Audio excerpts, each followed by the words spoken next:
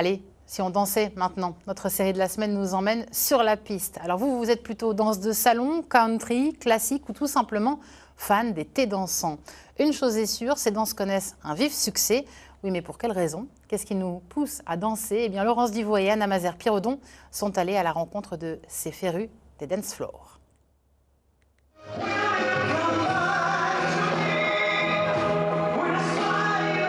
Une fois par an, Nathalie et Samuel participent à un gala de création.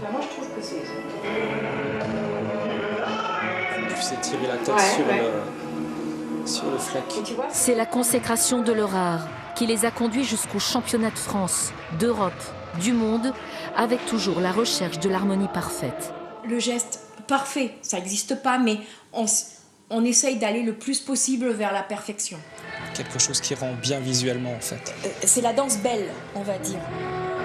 Compétiteurs, mais aussi professeurs de danse, leur passion qui les a fait se rencontrer est omniprésente dans leur vie, au point d'avoir créé un club de danse, le bien nommé les Mordus de la piste. Edith et Francis. Je mets Edith et Francis? Oui, Edith et Francis.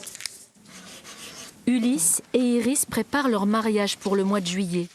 Tous deux ont découvert les Mordus de la piste il y a quelques mois, en octobre dernier. On n'a jamais dansé tous les deux, on ne savait pas danser et on voulait vraiment une belle ouverture de bal. En tout cas, se donner les moyens d'avoir une belle ouverture de bal. Au début, on pensait plutôt à de la valse, parce que c'est ce qu'on voit le plus pour les mariages. Mais avec la danse de salon du lundi, on en a découvert d'autres. Comme chaque lundi soir, chaque couple de danseurs se rend à Dommartemont. Le cours de danse de salon pour les débutants commence à 19 h. Allez, on y va les jeunes. Arrière, repose. Chasse et face à face et on part en avant. Chasse et en avant, chasse et face à face. Durant 1 heure, une vingtaine de couples va s'initier aux danses de salon. Rock, passo doble, tango, cha-cha et valse.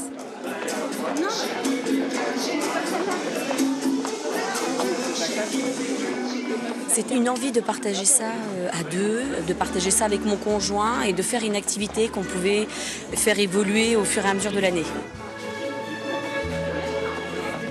On partage un bon moment, il y a de la musique, on voit du monde, ça nous sort un petit peu finalement de notre quotidien. Au travail, on voit de nouvelles personnes et puis voilà, on partage un moment à deux, qu'on connaisse les gens ou pas d'ailleurs, donc c'est toujours intéressant. Et 2, 3, le New York. Et 2, Depuis quelques années, les cours de danse de salon connaissent un véritable engouement auprès des plus jeunes. 3 et cha-cha-cha. Quand j'ai commencé à donner des cours, la moyenne d'âge, c'était 70 ans, j'avais.